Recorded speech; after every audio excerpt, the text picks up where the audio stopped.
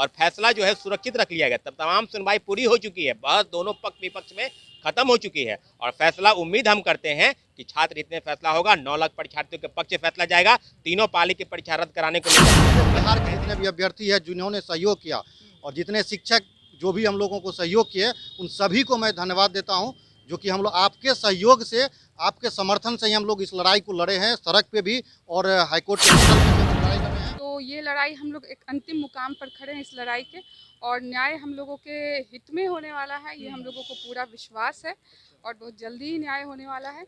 इसमें ये नहीं है, निश्चित रूप से पेपर लीक हुआ। हम लोग डिमांड कर रहे थे कि तीनों पाली की परीक्षा रद्द करा दीजिए, फेयर एग्जाम लीजिए ना भाई। जो मेरिट वाले लोग हैं उनको नौकरी मिलेगी। 2,000 से ज्यादा पदों की वैकेंसी आई थी और 9 लाख परीक्षार्थी शामिल होते, 3-3 लाख परीक्षार्थी। कहाँ से लीक होता है? जब तक ऊपर से ढील नहीं दिया जाएगा तो नीचे किसी का हिम्मत नहीं पेपर लीक कर देगा। कहीं न बीपीएससी का प्रश्न पत्र लीक हो गया तो कहीं न कहीं ढील दिया जाता है, इसलिए इस आयोग को खत्म किया जाए और बीपीएससी को ही दिया जाए। अभी हम हाई कोर्ट के गेट के बाहर हैं और Bihar SSC exam paper leak के को लेकर के हाई कोर्ट का जजमेंट आया है। हमारे साथ छात्र नेता हैं, सौरभ हैं। क्या कुछ पूरा मामला है, चलिए हम इनसे जानते हैं, क्या कुछ जजमेंट रहा।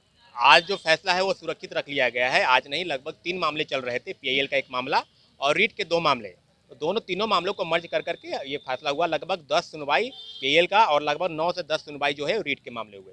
दोनों मामले की सुनवाई आज माननीय उच्च न्यायालय के शरण में चीफ जस्टिस साहब की बेंच में चल रही थी और फैसला जो है सुरक्षित रख लिया गया। तब तमाम सुनवाई पूरी हो चुकी है, बहस दोनों पक्ष विपक्ष में खत्म हो चुकी है और फैसला उम्मीद हम करते हैं कि छात्र हित में फैसला होगा। 9 लाख परीक्षार्थियों के पक्ष से फैसला जाएगा। तीनों पाली की परीक्षा रद्द कराने को लेकर हम लोग संघर्ष कर रहे थे और माननीय उच्च न्यायालय के शरण में आए थे। तो आपने माना कि पेपर लीक हुआ नहीं हुआ, इसका आपने हलफनामा के रूप में आपने दायर कर दिया है। आप ये मान के चले हैं कि पेपर लीक जो क्वेश्चन पेपर वायरल हुआ परीक्षा के दौरान, लगभग परीक्षा समाप्त होने के 2 मिनट पहले, तो 2 मिनट पहले का क्या मतलब होता है और कोर्ट द्वारा किस प्रकार की बातें होती है, साक्ष्य के आधार पर जो फैसला होगा निश्चित रूप से फैसला होगा। और हम लोग आशा करते हैं कि 9 लाख परीक्षार्थियों के पक्ष से फैसला जाएगा और आपके चैनल के माध्यम से हम 9 लाख परीक्षार्थियों को भी हम आशा और उम्मीद के साथ ये कहना चाहते हैं कि आप इंतजार कीजिए 1-2 दिन तक और निश्चित रूप से माननीय उच्च न्यायालय हम लोग के पक्ष से फैसला ये देगा। जो दोबारा एग्जाम होगा, क्या लगता है सरकार इससे क्या फायदा होगा, सरकार का फायदा होगा या जो परीक्षार्थी है उनका फायदा होगा, क्या कुछ? देखिए, फायदा नुकसान इसमें ये नहीं है। निश्चित रूप से पेपर लीक हुआ, हम लोग डिमांड कर रहे थे कि तीनों पाली की परीक्षा रद्द करा दीजिए,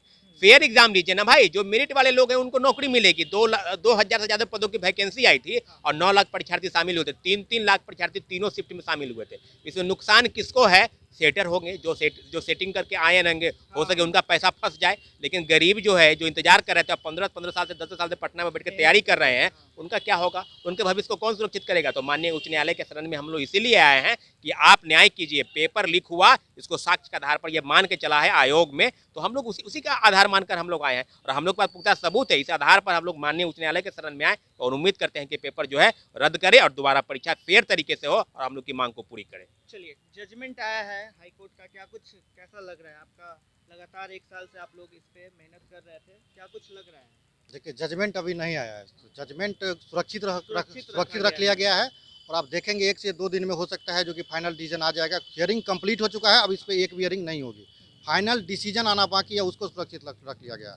और जो पूरे बिहार के जितने भी अभ्यर्थी हैं जिन्होंने सहयोग किया और जितने शिक्षक जो भी हम लोगों को सहयोग किए, उन सभी को मैं धन्यवाद देता हूँ, जो कि हम लोग आपके सहयोग से, आपके समर्थन से ही हम लोग इस लड़ाई को लड़े हैं, सड़क पे भी और हाईकोर्ट के पटल पे भी हम लोग लड़ाई लड़ रहे हैं। इसको बिना आपके सहयोग से नहीं हो सकता है। हम लोग 4-5 मिल के कुछ नहीं कर सकते थे, आपके सहयोग से लड़े हैं।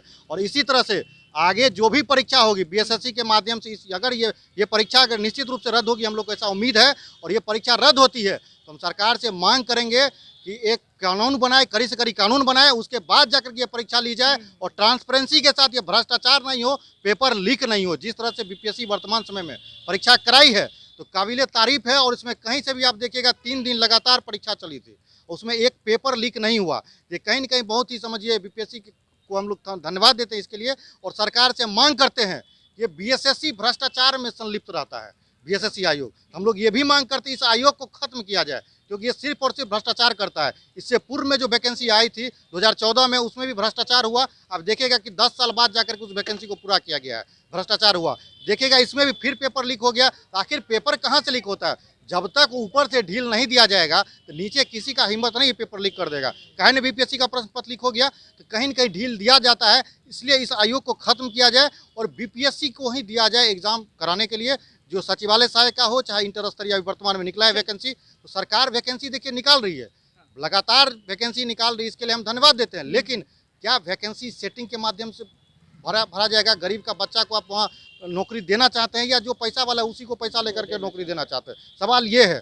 तो सर हम लोग के हाथ में है क्या? सरकार के पास समस्या दिखा रहे हैं और आप भी समस्या को दिखा रहे हैं। लोकतंत्र के चौथा स्तंभ के थ्रू हम लोग अपनी बातों को रख रहे हैं और सरकार को ये बता रहे हैं कि आप इसके लिए कठोर कानून बनाइए और जिससे निष्पक्ष तरीके से ट्रांसपेरेंसी के साथ परीक्षा हो। सभी विद्यार्थी को जितने भी आगे एग्जाम है OMR शीट का कार्बन कॉपी मिलना चाहिए अभ्यर्थी को, और प्रश्न भी ले जाने के लिए दिया जाए। क्योंकि आप देखिएगा जब ट्रांसपेरेंसी आएगी, बिल्कुल देखिए प्रश्न पत्र नहीं, बीएसएससी जो सचिवालय सहायक एग्जाम हुआ था, आप प्रश्न लेकर के घर नहीं जा सकते हैं। जब यूपीएससी का प्रश्न पत्र घर लेकर जा सकता है, बीपीएससी का ले जा सकता है, तो सचिवालय सहायक का प्रश्न पत्र हम क्यों नहीं घर ले जा सकते हैं? आप OMR शीट का कार्बन कॉपी क्यों नहीं दीजिएगा? तमाम परीक्षा में इस तरह का व्यवस्था है, तो इसमें भी व्यवस्था हो। आगे जितना भी परीक्षा है सब में ये व्यवस्था लागू करे और ये परीक्षा रद्द होने के बाद जो भी सेटर है उसको तो भारी नुकसान होने वाला है।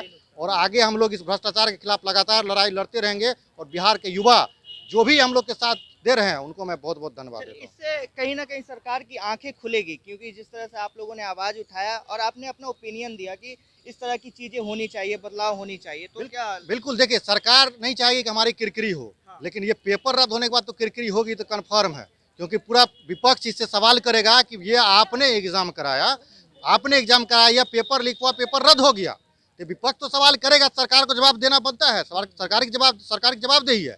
लेकिन हम सरकार से ये भी मांग करते हैं, हम अभ्यर्थी, क्योंकि हम लोग किसी पॉलिटिकल पार्टी से नहीं है, छात्र हैं, युवा है, छात्र युवा की लड़ाई लड़ते हैं। तो हमारा बस यही मांग है कि आगे जो भी बहाली हो इस तरह से किरकिरी ना हो, ट्रांसपेरेंसी के साथ परीक्षा हो और जो इस भ्रष्टाचार में संलिप्त होता है उसको कड़ी से कड़ी कार्रवाई करे। क्योंकि नीतीश कुमार जी भ्रष्टाचार पे जीरो टॉलरेंस की नीति रखते हैं। तो उम्मीद करते हैं माननीय मुख्यमंत्री जी देश में भ्रमण कर रहे हैं तो बिहार के युवा को जरूर देखेंगे।